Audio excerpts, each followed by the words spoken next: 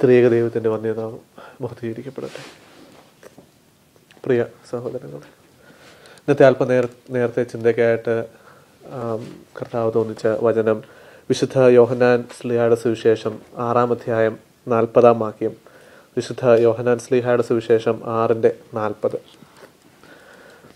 അതിങ്ങനെ പറയുന്നു: പുത്രനെ നോക്കിക്കൊണ്ട് അവനിൽ വിശ്വസിക്കുന്ന ഏവനും നിത്യജീവൻ ഉണ്ടാകണമെന്നാകുന്നു എൻ്റെ പിതാവിൻ്റെ ഇഷ്ടം. പുത്രനെ നോക്കിക്കൊണ്ട് അവനിൽ വിശ്വസിക്കുന്ന ഏവനും നിത്യജീവൻ ഉണ്ടാകണമെന്നാകുന്നു എൻ്റെ പിതാവിൻ്റെ ഇഷ്ടം. ഇതിൽ വളരെ പ്രാധാന്യത്തോടു കൂടി നമ്മൾ കാണുന്ന ചില 1-2 കാര്യങ്ങൾ എന്താണെന്ന് വെച്ചാൽ, പുത്രനെ നോക്കിക്കൊണ്ട് അവൻ വിശ്വസിക്കുന്ന ഏവനും, അതായത് പുത്രനിൽ വിശ്വസിക്കുന്ന ഏവനും നിത്യജീവൻ ഉണ്ട്. അത് പുത്രനെ വിശ്വസിക്കുക, നിത്യജീവനുണ്ട്, അതാണ് പിതാവിൻ്റെ ഇഷ്ടം എന്നുള്ളതാണ് ഈ ഒരു വാക്യത്തിൽ നമ്മൾ പർട്ടിക്കുലറായിട്ട് കാണുന്നത്. ഇവിടെ ഈ നിത്യജീവൻ ഉണ്ട് എന്നുള്ളത്, അല്ലെങ്കിൽ നിത്യജീവൻ പുത്രനിൽ വിശ്വസിക്കുന്നവർക്കാണ് ഉള്ളത് എന്ന് ചിന്തിക്കുന്നതിന് മുമ്പായിട്ട് ആ ഒരവസ്ഥയിലേക്ക് മനുഷ്യൻ എങ്ങനെ എത്തി എന്നുള്ളതിനെ പറ്റി ഒന്ന് പെട്ടെന്ന് ചിന്തിക്കാം. വളരെ പരിചിതമായ കാര്യമാണ്. ആദിമ മാതാപിതാക്കന്മാരായിരുന്ന ആദാമും ഹവ്വായും തങ്ങളുടെ പ്രവൃത്തി മൂലം പാപവും ശാപവും ലോകത്തിലേക്ക് വന്നു. അവർക്ക് നിത്യജീവൻ നഷ്ടപ്പെട്ടു, മരണം ലോകത്തിലേക്ക് വന്നു. അപ്പോൾ അതിൻ്റെ ഭാഗമായിട്ടാണ് മനുഷ്യൻ ദൈവത്തിൻ്റെ പ്രസൻസിൽ നിന്ന് മാറിപ്പോവുകയും ദൈവത്തോടുള്ള ബന്ധത്തിൽ നിന്ന് അകന്നു പോവുകയും തിരിച്ച് ആ ബന്ധം സ്ഥാപിക്കേണ്ടതായിട്ട് വന്നപ്പോഴാണ് ക്രിസ്തു ഭൂമിയിൽ വന്നിട്ട് ക്രിസ്തു ക്രൂശിൽ മരിക്കുകയും ക്രിസ്തു ഉയർത്തെഴുന്നേൽക്കുകയും ചെയ്തത്. ഉൽപ്പത്തി പുസ്തകം 2-ാം അധ്യായത്തിൻ്റെ 17-ാം വാക്യത്തിലുള്ള ദൈവകൽപ്പന ഇങ്ങനെയാണ് പറയുന്നത്.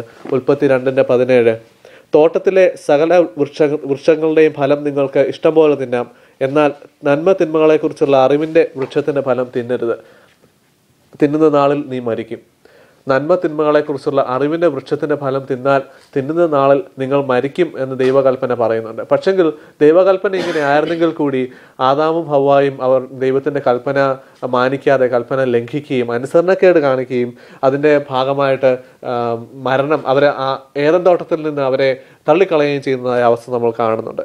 അപ്പോൾ കൽപ്പന ലംഘിച്ചവരായ മനുഷ്യരോട് ദൈവം പോയി സംസാരിക്കുന്നുണ്ട്. ദൈവം അവരോട് ചോദിക്കുകയാണ്, ആദാമിനോട് ഹവ്വായോടും ചോദിക്കുമ്പോൾ അവരുടെ ഒരു ഉത്തരം ഇങ്ങനെയാണ്: പാമ്പ് എന്നെ വഞ്ചിച്ചു, ഞാൻ തിന്നുപോയി. പാമ്പ് എന്നെ വഞ്ചിച്ചു, പാമ്പ് അവരെ കളിപ്പിച്ചിട്ട് അവർ തിന്നുപോയി എന്ന് പാമ്പിനെ ബ്ലെയിം ചെയ്യുന്നതായിട്ടുള്ളൊരവസ്ഥ. പാമ്പ് അവരെ വഞ്ചിച്ചു ഉള്ളത് സത്യമാണെങ്കിലും അവർ പാമ്പിനെ ബ്ലെയിം ചെയ്യുന്നതായിട്ടുള്ള അവസ്ഥ. അപ്പോൾ ഇവിടെ നമ്മൾ ശ്രദ്ധിക്കുവാനായിട്ട് 2 കാര്യങ്ങളാണുള്ളത്. ഒന്ന്, മനുഷ്യൻ്റെ അനുസരണക്കേട്. മനുഷ്യൻ ദൈവകൽപ്പന ലംഘിച്ചു എന്നുള്ളത് ഒന്നാമത്തെ കാര്യം. രണ്ടാമതായിട്ട് ദൈവകൽപ്പന ലംഘിക്കുവാൻ തക്കവണ്ണം അവരെ പ്രേരിപ്പിച്ചത് പാമ്പായിരുന്നു, പാമ്പിൻ്റെ വഞ്ചന. അതായത് മനുഷ്യൻ അനുസരണക്കേട് കാണിക്കുന്നു. രണ്ടാമതായിട്ട് വഞ്ചിക്കുന്നവനായ പിശാച്. പാമ്പെന്ന് ഉദ്ദേശിക്കുന്നത് തീർച്ചയായിട്ടും പിശാച് അല്ലെങ്കിൽ സാത്താനാണ്. അപ്പോൾ വഞ്ചിക്കുന്നവനായ ഒരു പിശാചിനെ അനുസരണക്കേട് കാണിക്കുന്ന ഒരു മനുഷ്യനെ നമ്മൾ ഈ ഒരു കഥയിൽ കാണുന്നുണ്ട്. ഈ നമ്മുടെ പഴയ നിയമത്തിലും പുതിയ നിയമത്തിലാണെങ്കിലും നമ്മുടെ ഇന്നത്തെ ജീവിതത്തിലാണെങ്കിലും നമ്മൾ അങ്ങോളം ഇങ്ങോളം നോക്കിക്കഴിഞ്ഞാൽ ദൈവകൽപ്പനയെ ലംഘിക്കുക എന്നുള്ളത് മനുഷ്യൻ്റെ ഒരു സാധാരണ പ്രവർത്തനം എന്ന് തന്നെ നമുക്ക് മനസ്സിലാക്കാൻ സാധിക്കും.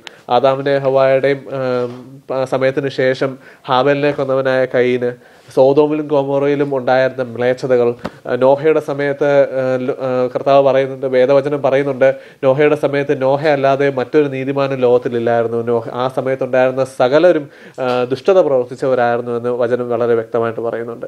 എന്നിട്ടും തീർന്നില്ല. ഇസ്രായേൽ ജനത്തെ മിസ്രയീമിൽ നിന്ന് രക്ഷിച്ചവനായ ദൈവം മിസ്രയീമിൽ നിന്ന് മോശയെ അയച്ച് വലിയ അത്ഭുതങ്ങൾ പ്രവർത്തിച്ച് മിസ്രയീമിൽ നിന്ന് അവരെ രക്ഷിച്ചെങ്കിലും ഇസ്രായേൽ ജനത അല്പം കഷ്ടപ്പാട് വന്നു കഴിഞ്ഞപ്പോൾ അവരെ വിഗ്രഹങ്ങളെ ഉണ്ടാക്കുവാൻ തക്കൊണ്ട് പോയി ദൈവത്തെ തള്ളി പറയുന്നതായിട്ടും ഉള്ള അവസ്ഥയിലേക്ക് പോയി. അങ്ങനെ ദൈവകൽപ്പനയെ ലംഘിക്കുന്നതായിട്ടുള്ള മനുഷ്യൻ്റെ ഒരു പ്രവർത്തനം, മനുഷ്യൻ്റെ ഒരു രീതി നമ്മൾ ആദിമ കാലഘട്ടം മുതൽ, ആദ്യത്തെ സമയം മുതൽ തന്നെ കാണുന്നതായിട്ടുള്ള ഒരു കാര്യമാണ്. ഇന്നത്തെ സഭയിൽ ആണെങ്കിലും അല്ലെങ്കിൽ ഇന്നത്തെ നമ്മുടെ ജീവിതത്തിലാണെങ്കിലും പലപ്പോഴും അറിയാതെയോ നമ്മൾ ഈ പാപം ചെയ്യുന്നുണ്ട്. പാപം ചെയ്യുന്നതാണ് ദൈവകൽപ്പനയുടെ ലംഘനം എന്നുള്ളത്.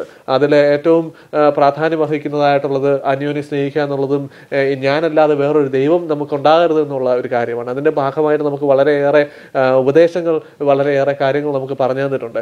അതിലൊരു ചെറിയൊരു ഒരു ഭാഗം എടുക്കുകയാണെങ്കിൽ നമ്മുടെ പൗലോസ്ലീഹ തൻ്റെ ലേഖനങ്ങളിൽ പറയുന്ന ജഡത്തിൻ്റെ ഫലങ്ങൾ, ജഡത്തിൻ്റെ പ്രവർത്തികൾ എന്നൊക്കെ പറയുന്നുണ്ട്. ഗലാത്യർക്ക് എഴുതിയ ലേഖനം 5-ാം അധ്യായം 19, 20, 21 വാക്യങ്ങൾ ഇങ്ങനെ പറയുന്നുണ്ട്: ജഡത്തിൻ്റെ പ്രവൃത്തികളോ ദുർനടപ്പ്, അശുദ്ധി, ദുഷ്കാമം, വിഗ്രഹാരാധന, ആഭിചാരം, പക, പിണക്കം, ജാരശങ്ക, ക്രോധം, ശാഠ്യം, ദ്വന്ദ്പക്ഷം, ഭിന്നത, അസൂയ, മദ്യപാനം, വെറുക്കൂത്ത് മുതലായവ. ഇവയെല്ലാം കൂടി ഇൻക്ലൂഡ് ചെയ്തല്ല നമ്മുടെ ആരുടെ ജീവിതമെങ്കിലും ഇതിൽ അവിടെയായിട്ട് ചില കാര്യങ്ങളെങ്കിലും നമ്മുടെയൊക്കെ ജീവിതത്തിൽ നമ്മൾ കാണുന്നതായിട്ട്, നമ്മൾ അറിഞ്ഞോ അറിയാതെയോ നമ്മുടെ ജീവിതത്തിൽ വരുന്നതായിട്ട് നമ്മൾ ശ്രദ്ധിക്കേണ്ടതായിട്ടുണ്ട്. പലപ്പോഴും ഒരു പക്ഷെങ്കിൽ വിഗ്രഹാരാധന എന്ന് പറഞ്ഞു കഴിയുമ്പോൾ ഒരു പക്ഷേ നമ്മുടെ ഒരു പഴയ ഒരു കേരളത്തിലുള്ള ജീവിതത്തിൻ്റെ രീതിയിലോട്ട് ആലോചിച്ച് നോക്കുകയാണെങ്കിൽ നമ്മൾ പലപ്പോഴും പലരുമൊക്കെ ജാതകം എഴുതിയിരുന്നതായിട്ടുള്ള അവസ്ഥ, രാഹു നോക്കുന്നതായിട്ടുള്ള അവസ്ഥ, വാസ്തു നോക്കുന്നതായിട്ടുള്ള അവസ്ഥ, ഹൈന്ദവ വിശ്വാസത്തിൻ്റെ ഭാഗമായ യോഗ ചെയ്യുന്നതായിട്ടുള്ള അവസ്ഥ, ഇതൊക്കെ ഒരു തരത്തിൽ അല്ലെങ്കിൽ മറ്റൊരു തരത്തിൽ അറിഞ്ഞോ അറിയാതെയോ അവരുടെ ദേവന്മാരെ അല്ലെങ്കിൽ അവരുടെ ആ മനുഷ്യന് ഒരൊറ്റ ദൈവമേ ഉള്ളൂ, യഹോവയാകുന്ന ദൈവം മാത്രമാകുന്നെന്ന് പറഞ്ഞ കൽപ്പനയുടെ ലംഘനമാണ് നമ്മൾ പലപ്പോഴും ഇങ്ങനെയുള്ള അവസരങ്ങളിലൊക്കെ കാണുന്നത്. അറിഞ്ഞോ അറിയാതെ നമ്മൾ ദൈവകൽപ്പന ലംഘിക്കുന്ന ഒരു അവസ്ഥ നമ്മൾ കാണുന്നുണ്ട്. ഇവിടെ ആ ദൈവകൽപ്പന ലംഘിക്കുന്നവരായ മനുഷ്യന്റെ അനുസരണക്കേടിന്റെ ഭാഗമായിട്ട് മറ്റൊരു അവസ്ഥയും കൂടെ കാണുന്നതെന്ന് പറഞ്ഞാൽ പിശാച് മനുഷ്യനെ ഏതൊക്കെ തരത്തിൽ ഏതൊക്കെ തന്ത്രത്തിലൂടെ ഈ ഒരു ദൈവകൽപ്പന ലംഘിക്കുന്ന അവസ്ഥയിലേക്ക് എത്തിക്കാൻ പറ്റുമെന്നുള്ള കാര്യത്തിൽ നോക്കും. അത് പല കാര്യത്തിലും നമ്മൾ കാണുന്നത് ദൈവവചനത്തെ വളച്ചൊടിച്ചും നമ്മൾ ഒരു പക്ഷേ സാമൂഹിക നീതിയെ പറ്റി, അതായത് റിലീജിയസ് ടോളറൻസ് എന്നൊക്കെ പറഞ്ഞിട്ട് എല്ലാ മതങ്ങളെ അംഗീകരിക്കുക എന്നുള്ള ഒരു കാര്യത്തിലോട്ടൊക്കെ മനുഷ്യരെ അംഗീകരിക്കാം, പക്ഷെങ്കിൽ മറ്റ് ദൈവങ്ങളെയോ മറ്റ് മതങ്ങളെയോ നമുക്ക് അംഗീകരിക്കാൻ തക്കവണ്ണം നമുക്ക് സാധിക്കത്തില്ല. കാരണം നമുക്ക് ഒരൊറ്റ ദൈവം മാത്രമേ ഉള്ളൂ, യേശുക്രിസ്തു അല്ലെങ്കിൽ ത്രിയേക ദൈവം മാത്രമേ ഉള്ളൂ എന്നുള്ളതാണ് നമ്മുടെ ഉറപ്പ്. നമുക്ക് മറ്റ് മതങ്ങളെ മറ്റ് മനുഷ്യരെ പൂർണ്ണമായിട്ട് നമുക്ക് അംഗീകരിക്കാം, പക്ഷെങ്കിൽ ഒരു മതത്തെയോ മറ്റൊരു ദൈവത്തെയോ നമുക്ക് അംഗീകരിക്കാൻ തക്കവണ്ണം സാധിക്കത്തില്ല. പക്ഷെങ്കിൽ പലപ്പോഴും നമ്മൾ സാമൂഹിക നീതിയുടെ കാര്യം പറഞ്ഞിട്ടായിരിക്കും അല്ലെങ്കിൽ റിലീജിയസ് ടോളറൻസ് എന്നൊക്കെയുള്ള കാര്യങ്ങൾ പറഞ്ഞിട്ട് പലപ്പോഴും ഈ ഒരു അവസ്ഥയിലേക്ക് മാറുന്നതായിട്ടുള്ള ക്രൈസ്തവ സഭകൾ പോലും ഈ ഒരു അവസ്ഥയിലേക്ക് മാറുന്നതായിട്ടുള്ള ഒരു അവസ്ഥ നമ്മൾ കാണുന്നുണ്ട്. അതൊക്കെ പലപ്പോഴും പിശാചിന്റെ ഓരോ തന്ത്രങ്ങളാണ്. പിശാച് നമ്മളെ എങ്ങനെ ദൈവത്തിന്റെ അടുക്കൽ നിന്ന് യേശുക്രിസ്തു എന്നുള്ള സത്യത്തിൽ നിന്ന് മാറ്റാം എന്ന് നോക്കുന്നതായിട്ടാണ് നമുക്ക് മനസ്സിലാക്കാൻ തക്കവണ്ണം സാധിക്കുന്നത്. അതിൽ നമുക്ക് ഏറ്റവും വലുതായിട്ട് നമ്മൾ കാണുന്നതായിട്ടുള്ളത് യേശുക്രിസ്തുവുമായിട്ട് നമ്മുടെ ഹൃദയത്തിന് എത്രത്തോളം ഒരു അറ്റാച്ച്മെന്റ് ഉണ്ട്. യേശുക്രിസ്തു എനിക്ക് വേണ്ടി ഭൂമിയിൽ വന്ന് എനിക്ക് വേണ്ടി മരിച്ചു ഉയർത്തെഴുന്നേറ്റു. ക്രിസ്തു നമ്മളിൽ നിന്ന് ആഗ്രഹിക്കുന്നത് ഞാനും ക്രിസ്തുവുമായിട്ട് ഒരു സ്നേഹം നിറഞ്ഞൊരു ബന്ധമാണ്. എനിക്ക് എൻ്റെ സഹോദരനോട് എത്രത്തോളം സ്നേഹമുണ്ട് എന്നുള്ള രീതിയിൽ, എൻ്റെ പിതാവിനോട് എത്രത്തോളം സ്നേഹമുണ്ട് എന്നുള്ള രീതിയിൽ ഞാനും ക്രിസ്തുവും തമ്മിൽ, ക്രിസ്തു ഒരു മനുഷ്യനാണ്, മനുഷ്യനായിട്ട് ഭൂമിയിൽ വന്ന് ജീവിച്ച് മരിച്ച വ്യക്തിയാണ്. അപ്പോൾ ആ ഒരു സ്നേഹബന്ധം, എൻ്റെ ഹൃദയവും ക്രിസ്തുവിൻ്റെ ഹൃദയവും തമ്മിലുള്ള ഒരു സ്നേഹബന്ധമാണ് ക്രിസ്തു ഇച്ഛിക്കുന്നത്. പക്ഷേ പലപ്പോഴും നമുക്ക് ഇല്ലാതെ പോകുന്നതും, നമുക്ക് സഭയുണ്ടായിരിക്കും, പക്ഷേ സഭയുടെ കർമ്മങ്ങൾ ഉണ്ടായിരിക്കും, കൂതാശകൾ ഉണ്ടായിരിക്കും, പക്ഷേ പലപ്പോഴും നമുക്ക് യേശുക്രിസ്തുവുമായിട്ടുള്ള ഒരു സ്നേഹബന്ധം സ്ഥാപിക്കുവാൻ തക്കവണ്ണം പലപ്പോഴും സാധിക്കാതെ പോകുന്ന ഒരു അവസ്ഥ കാണുന്നുണ്ട്. നമ്മൾ പലപ്പോഴും കർമാദികളിലും അനുഷ്ഠാനങ്ങളിലും മാത്രം നിന്നിട്ട് യേശുക്രിസ്തു എന്നുള്ള ഒരു വ്യക്തിയെ അല്ലെങ്കിൽ യേശുക്രിസ്തുവിനെ സ്വീകരിക്കാതിരിക്കുന്നതായ അവസ്ഥയിലേക്ക് നമ്മൾ കാണുന്നതായിട്ടുള്ള ഒരു പോകുന്നതായിട്ടുള്ള ഒരു അവസ്ഥ നമ്മൾ കാണുന്നുണ്ട്. നമ്മൾ ശ്രദ്ധിക്കേണ്ടതായ ഒരു കാര്യം, യേശുക്രിസ്തു പള്ളിയിലാണോ, നമ്മൾ യേശുക്രിസ്തുവിനെ സ്ഥാപിച്ചിരിക്കുന്നത് പള്ളികളിലാണോ, കൂടാരങ്ങളിലാണോ, അതോ നമ്മളുടെ ഹൃദയത്തിലാണോ എന്നുള്ളതാണ്. ക്രിസ്തു വസിക്കേണ്ടത് നമ്മുടെ ഹൃദയത്തിലാണ്. നമ്മുടെ ഹൃദയം തന്നെയാകുന്നു ദൈവം വസിക്കുന്നത്. ആ ടെമ്പിൾ ഓഫ് ഗോഡ് എന്ന് പറയുന്നത് നമ്മുടെ ഹൃദയം തന്നെ ആയിരിക്കണം എന്നാണ് പൗലോസ് ശ്ലീഹ വളരെ വ്യക്തമായിട്ട് പറയുന്നുണ്ട്. നമുക്ക് ക്രിസ്തുവുമായിട്ട് ഒരു ഹൃദ്യമായ ബന്ധം സ്ഥാപിക്കുവാൻ തക്കവണ്ണം സാധിക്കുന്നുണ്ടോ എന്നുള്ളതിനെ പറ്റി ചിന്തിക്കേണ്ടിയിരിക്കുന്നു.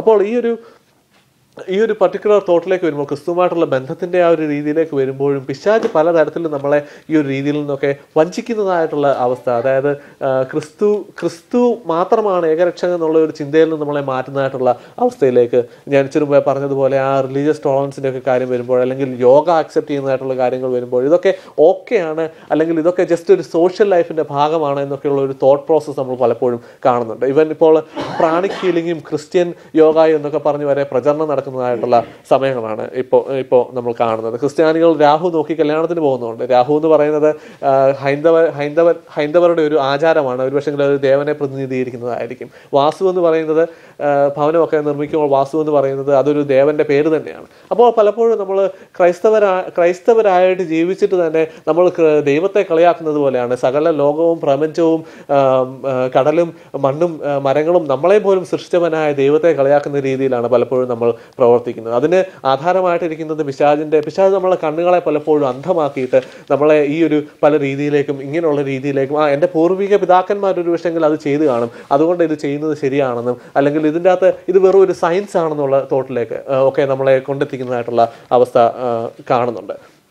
ക്രിസ്ത്യാനികൾ പലരും ജാതകം നോക്കിയിട്ട് കല്യാണം കഴിക്കുന്നതായിട്ടുള്ള അവസ്ഥ ഇപ്പോഴും വളരെ അറിയാവുന്നതായിട്ടുള്ള കാര്യമാണ്. നമ്മൾ പലപ്പോഴും നമ്മൾ ആസ്ട്രോളജി നമ്മൾ പത്രങ്ങളിൽ വായിക്കുന്നതായിട്ടുള്ള അവസ്ഥ. പക്ഷേ അതൊന്നും ക്രൈസ്തവൻ്റെ ഭാഗമല്ല. ഇതൊന്നും നോക്കരുതെന്നും കൈ നോക്കരുതെന്നും ജാതകം എഴുതരുതെന്നൊക്കെ ഉള്ള കാര്യങ്ങൾ വളരെ വ്യക്തമായിട്ട് വേദപുസ്തകത്തിൽ പറഞ്ഞിട്ടുണ്ടെങ്കിൽ തന്നെ നമ്മൾ പലപ്പോഴും ഈ ഒരു തന്ത്രത്തിൻ്റെ ഇടയിൽ അകപ്പെട്ടുന്ന ഒരു അവസ്ഥ കാണുന്നുണ്ട്. അപ്പോൾ മനുഷ്യൻ അനുസരണക്കേട് കാണിച്ചത് പാപത്തിലേക്ക് എത്തിച്ചു, മരണത്തിലേക്ക് എത്തിച്ചു. രണ്ടാമതായിട്ട് പിശാച് മനുഷ്യനെ വഞ്ചിച്ച് പാപത്തിലേക്ക് മരണത്തിലേക്ക് എത്തിച്ചു. അപ്പോൾ ഈ ഒരു അവസ്ഥയിൽ നിന്ന് മനുഷ്യനെ രക്ഷിക്കുവാൻ തക്കമാണ് ക്രിസ്തു വന്നത്. ക്രിസ്തുവിൻ്റെ ഒരു പ്രത്യേകതയെ പറ്റി പറയുന്നതിന് മുമ്പ് പാപത്തിൻ്റെ ശമ്പളം മരണം അത്രയെന്ന് വചനം വളരെ വ്യക്തമായിട്ട് പറയുന്നുണ്ട്. അപ്പോൾ ക്രിസ്തുവിൻ്റെ പ്രത്യേകത എന്താണെന്ന് പറഞ്ഞാൽ ക്രിസ്തു പാപത്തെ വെറുത്തിരുന്നെങ്കിലും പാപിയെ സ്നേഹിച്ചു വരുന്നവനായ ക്രിസ്തുവായിരുന്നു. പാപികളോടുകൂടി അത്താഴം കഴിക്കുവാൻ തയ്യാറായിരുന്നവനായ ക്രിസ്തുവായിരുന്നു. പാപികൾക്ക് പാപമോചനം കൊടുക്കുന്നവനായിരുന്നു ക്രിസ്തുവായിരുന്നു. റിപ്പന്റ് ചെയ്യുന്നവർക്ക്, മാനസാന്തരപ്പെടുന്നവർക്ക് പാപമോചനവും സൗഖ്യവും കൊടുക്കുന്നവനായ ഒരു ക്രിസ്തുവായിരുന്നു. ക്രിസ്തുവിൻ്റെ സൗഖ്യം കൊടുക്കുന്നതായിട്ടുള്ള അവസരങ്ങളിൽ പല അവസരങ്ങളും നമ്മൾ കാണുന്നത് നിന്റെ പാപം മോചിച്ചിരിക്കുന്നതെന്ന് പറഞ്ഞതിന് ശേഷമാണ് തളർവാദക്കാരൻ എഴുന്നേറ്റ് നിന്നത്. അതുപോലെ തന്നെ ക്രിസ്തു ആദ്യം കൊടുത്തിരുന്നതും പ്രാധാന്യം കൊടുത്തിരുന്നതും പാപമോചനത്തിനായിരുന്നു. പാപമോചനത്തിന് ശേഷമായിരുന്നു പല ഫിസിക്കൽ എയിൽമെൻസും ക്യൂറായത്. അപ്പോൾ അങ്ങനെ ഒരു പ്രത്യേകത ക്രിസ്തുവിൻ്റെ പ്രവർത്തനങ്ങളിൽ നമ്മൾ കാണുന്നുണ്ട്. ക്രിസ്തു പാപിയെ ഒരിക്കലും വെറുത്തിരുന്നില്ല, പാപത്തെയായിരുന്നു വെറുത്തിരുന്നത്. പാപിയെ തൻ്റെ അടുക്കലേക്ക് ചേർക്കുവാൻ തക്കവണ്ണമാണ് ക്രിസ്തു വന്നത് തന്നെ. ക്രിസ്തു പറയുന്നുണ്ട്, ഞാൻ വന്നത് രോഗിക്ക് വേണ്ടിയാണ്, ഒരിക്കലും നല്ലതായിട്ടിരിക്കുന്നവർക്ക് വേണ്ടിയല്ല, മറിച്ച് രോഗിക്ക് വേണ്ടിയാണ് ഞാൻ വന്നത്. നമ്മുടെയൊക്കെ ഹൃദയങ്ങളിൽ ഒരു പക്ഷെങ്കിൽ പാപം ഉണ്ടായിരിക്കും. പക്ഷെങ്കിൽ ഈ പാപത്തെ മോചിക്കുവാൻ തക്കവണ്ണം ക്രിസ്തുവിൻ്റെ രക്തം ധാരാളമാണ്, ക്രിസ്തുവിൻ്റെ രക്തം മതിയായതാണ്. ഈ ഒരു ക്രിസ്തുവിൻ്റെ രക്തത്താൽ നമ്മൾ കഴുകപ്പെടുവാൻ വേണ്ടി, ക്രിസ്തുവിനോട് ഒന്നു ചേരുവാൻ വേണ്ടി ആയിരിക്കണം നമ്മളുടെ ഓരോരുത്തരുടെയും ഒരു ശ്രമം. ഇപ്പോൾ ആദ്യം ഈ ടോപ്പിക്കിലേക്ക് വന്നപ്പോൾ ആദ്യം പറഞ്ഞ ഒരു വാക്യത്തിലേക്ക് തിരിച്ചു പോവുകയാണ്. യോഹന്നാന്റെ സുവിശേഷം 6-ാം അധ്യായം 40-ാം വാക്യം. ആദ്യം വായിച്ച വാക്യം തന്നെ ഇതിങ്ങനെ പറയുന്നു: പുത്രനെ നോക്കിക്കൊണ്ട് അവനിൽ വിശ്വസിക്കുന്ന ഏവനും നിത്യജീവൻ ഉണ്ടാകണമെന്ന് ആകുന്നു എൻ്റെ പിതാവിൻ്റെ ഇഷ്ടം. അപ്പോൾ പാപത്തിൻ്റെയും സാത്താന്യ പ്രവൃത്തികളുടെ അടിമത്തത്തിൽ നിന്ന് മനുഷ്യനെ രക്ഷിക്കുവാനായിട്ട് ഒരൊറ്റ മനുഷ്യനേ ഉള്ളൂ, ഒരൊറ്റ ദൈവമേ ഉള്ളൂ എന്നുള്ള ഉറപ്പാണ് ഈ ഒരു വചനത്തിലൂടെ നമ്മൾ കാണുന്നത്. പലപ്പോഴും കുറച്ച് മുമ്പേ പറഞ്ഞതുപോലെ തന്നെ എല്ലാ മതങ്ങളും ദൈവത്തിങ്കിലേക്കുള്ള വഴിയാണ് എന്ന് ചിന്തിക്കുന്നതായിട്ടുള്ള ഒരവസ്ഥ നമ്മുടെ ഒക്കെ ഇടയിൽ പോലും കാണുന്നുണ്ട്. അല്ലെങ്കിൽ അങ്ങനെ ഒരു പ്രചാരണം നമ്മൾ കാണുന്നുണ്ട്. ആർട്ട് ഓഫ് ലിവിങ് എന്നൊക്കെ പറഞ്ഞ് അങ്ങനെയുള്ള പ്രവർത്തനങ്ങളിലൂടെ, അല്ലെങ്കിൽ നമ്മൾ സാമൂഹ്യ നന്മ ചെയ്ത് കഴിഞ്ഞാൽ ഒരു സൊസൈറ്റിയിൽ നല്ലതായിട്ട് ഒരു സൊസൈറ്റി ക്രിയേറ്റ് ചെയ്ത ഒരു ചട്ടക്കൂടിനുള്ളിൽ നിന്നുകൊണ്ട് നമ്മൾ നന്മ പ്രവർത്തിച്ചു കഴിഞ്ഞാൽ നമ്മൾ ദൈവരാജ്യത്തിലേക്ക് പോകുന്നു, അല്ലെങ്കിൽ നമ്മൾ നല്ല മനുഷ്യരായിട്ട് ജീവിക്കുമെന്ന്, നമുക്ക് സ്വർഗരാജ്യം ലഭിക്കുമെന്നൊക്കെ പറയുന്നതായിട്ടുള്ളൊരു ചിന്ത നമ്മുടെ ഇടയിലൊക്കെ ഇപ്പോൾ ഈ ഒരു സെഞ്ചുറിയിൽ പ്രത്യേകിച്ച് പ്രചരിക്കുന്നതായിട്ട് തോന്നിയിട്ടുണ്ട്. പക്ഷെങ്കിൽ ഈ ഒരു ചിന്തകളിലേക്ക് നമ്മൾ പോവുകയാണെങ്കിൽ ക്രിസ്തുവിൻ്റെ ക്രൂശ് മരണത്തിനും ഉയർത്തെഴുന്നേൽപ്പിനും എന്ത് അർത്ഥമാണുള്ളത്? ക്രിസ്തുവിൻ്റെ ക്രൂശ് മരണത്തിനും ഉയർത്തെഴുന്നേൽപ്പിനും അർത്ഥമുണ്ടാകണമെങ്കിൽ, ഈ നന്മ പ്രവർത്തിച്ചുകൊണ്ട് എനിക്ക് സ്വർഗത്തിൽ പോകുകയാണെങ്കിൽ ക്രിസ്തുവിൻ്റെ ക്രൂശ് മരണത്തിന് യാതൊരു അർത്ഥവുമില്ല. ഞാൻ ക്രിസ്ത്യാനിയായിട്ട് ജീവിക്കേണ്ട കാര്യം പോലുമില്ല. പക്ഷെങ്കിൽ ക്രിസ്തു എനിക്ക് വേണ്ടി മരിച്ച് ഉയർത്തെഴുന്നേറ്റു എന്നുള്ള ഒരു കാരണം കൊണ്ട് മാത്രമാണ് എനിക്ക് രക്ഷ ലഭിച്ചത്. അപ്പോൾ നന്മ ചെയ്തുകൊണ്ടല്ല ഞാൻ സ്വർഗത്തിലേക്ക് പോകുന്നത്, നന്മ ചെയ്തുകൊണ്ടല്ല എനിക്ക് രക്ഷ ലഭിക്കുന്നത്, മറിച്ച് ക്രിസ്തുവിനെ സ്വീകരിക്കുന്നതിലൂടെയാണ് എനിക്ക് രക്ഷ ലഭിക്കുന്നത്. പലപ്പോഴും നാം ദൈവത്തെ കളിയാക്കുന്നത് പോലെയാണ് ഒരുപക്ഷെങ്കിൽ ഇങ്ങനെ മറ്റ് മതങ്ങൾ കൂടി ആണെങ്കിലും എല്ലാ മതങ്ങളും ദൈവത്തിങ്കിലേക്കുള്ള വഴിയാണ് എന്ന് പറയുമ്പോൾ ആ മതങ്ങളുടെയൊക്കെ ഒരു അവസ്ഥ എന്ന് പറഞ്ഞു കഴിഞ്ഞാൽ ഒരുപക്ഷെങ്കിൽ സാത്താൻ അവരുടെ കണ്ണുകളെ അന്ധമാക്കിയിരിക്കുകയാണ് യേശുക്രിസ്തുവിനെ സ്വീകരിക്കുന്നതിലൂടെ. യേശുക്രിസ്തുവിനെ പോലെ ഭൂമിയിൽ വന്ന് മനുഷ്യന് വേണ്ടി മരിച്ച വേറൊരു വ്യക്തിയുമില്ല എന്നുള്ള കാര്യം വളരെ വ്യക്തമാണ്. ഒരു മതത്തിലും വേറൊരു വ്യക്തിയുമില്ല യേശുക്രിസ്തുവിനെ പോലെ ഭൂമിയിൽ വന്ന് മരിച്ചു എഴുന്നേറ്റതായിട്ടുള്ളത്. അങ്ങനെ ഒരു കാര്യം പറയാനായിട്ട്, അങ്ങനെ ഒരു ക്ലെയിം ചെയ്യുവാനായിട്ട് ലോകത്തിൽ മറ്റൊരു മതവുമില്ല, മറ്റൊരു ജാതിയുമില്ല എന്നുള്ളത് ഉറപ്പാണ്. യേശുക്രിസ്തുവിന്റെ നാമത്തിൽ മാത്രമാണ് അത്ഭുതങ്ങളും നടക്കുന്നതും അനേകർ മാനസാന്തരപ്പെടുന്നതും എന്ന് നമ്മൾ പ്രത്യേകിച്ച് ശ്രദ്ധിക്കേണ്ടതായിട്ടുള്ള കാര്യമാണ്. യോഹന്നാന്റെ സുവിശേഷം തന്നെ 3-ാം അധ്യായം 36-ാം വാക്യത്തിൽ ഇങ്ങനെ പറയുന്നുണ്ട്: പുത്രനിൽ വിശ്വസിക്കുന്നവന് നിത്യജീവനുണ്ട്, പുത്രനെ അനുസരിക്കാത്തവനോ ജീവനെ കാണുകയില്ല. പുത്രനിൽ വിശ്വസിക്കുന്നവന് നിത്യജീവനുണ്ട്, പുത്രനെ അനുസരിക്കാത്തവനോ ജീവനെ കാണുകയില്ല.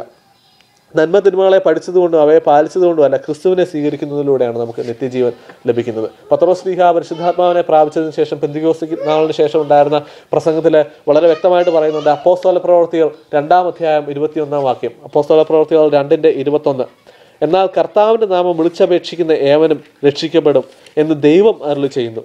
എന്നാൽ കർത്താവിൻ്റെ നാമം വിളിച്ചപേക്ഷിക്കുന്ന ഏവനും രക്ഷിക്കപ്പെടുമെന്ന് ദൈവം അരുളി ചെയ്യുന്നു എന്ന് വളരെ വ്യക്തമായിട്ട് പറയുന്നുണ്ട്. വീണ്ടും അപ്പോസ്തല പ്രവൃത്തികളിൽ തന്നെ 4-ാം അധ്യായത്തിൻ്റെ 11-12 വാക്യങ്ങൾ. അപ്പോസ്തല പ്രവൃത്തികൾ 4:11-12. വീട് പണിയുന്നവരായ നിങ്ങൾ തള്ളിക്കളഞ്ഞിട്ട് കോണിന്റെ മൂലക്കല്ലായി തീർന്ന കല്ല് ഇവൻ തന്നെ. മറ്റൊരുത്തരിലും രക്ഷയില്ല. നാം രക്ഷിക്കപ്പെടുവാൻ ആകാശത്തിന് കീഴിൽ മനുഷ്യരുടെ ഇടയിൽ നൽകപ്പെട്ട വേറൊരു നാമവുമില്ല. വീട് പണിയുന്നവരായ നിങ്ങൾ തള്ളിക്കളഞ്ഞിട്ട് കോണിന്റെ മൂലക്കല്ലായി തീർന്ന കല്ല് ഇവൻ തന്നെ. മറ്റൊരുത്തരിലും രക്ഷയില്ല. നാം രക്ഷിക്കപ്പെടുവാൻ ആകാശത്തിന് കീഴിൽ മനുഷ്യന്റെ ഇടയിൽ നൽകപ്പെട്ട വേറൊരു നാമവുമില്ല.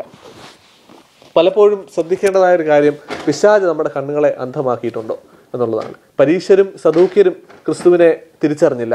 അവർ പ്രോഫസീസും മോശയുടെ ന്യായപ്രമാണം ഒക്കെ പഠിച്ചിരുന്നെങ്കിലും അവർക്ക് ക്രിസ്തുവിനെ ഭൂമിയിലേക്ക് വന്ന ക്രിസ്തുവിനെ തിരിച്ചറിയാൻ തക്കവണ്ണം സാധിച്ചില്ല. മറിച്ച് അവർ ക്രിസ്തുവിനെ തിരിച്ചറിയാതെ ക്രിസ്തുവിനെ ക്രൂശിക്കുകയാണ് ചെയ്തത്. 2 കൊരിന്ത്യർ 4:4 ഇങ്ങനെ പറയുന്നുണ്ട്: ക്രിസ്തുവിന്റെ തേജസ്സുള്ള സുവിശേഷണത്തിന്റെ പ്രകാശനം ശോഭിക്കാതിരിക്കുവാൻ ഈ ലോകത്തിന്റെ ദൈവം അവിശ്വാസികളുടെ മനസ്സ് കുരുടാക്കി. ഈ ലോകത്തിന്റെ ദൈവം എന്ന് പറയുന്നത് സാത്താൻ, പിശാച്, അവിശ്വാസികളുടെ മനസ്സ് കുരുടാക്കി. അതായത് അവരുടെ കണ്ണുകളെ അന്ധമാക്കിയിരിക്കുന്നു എന്നാണ് വചനം പറയുന്നത്.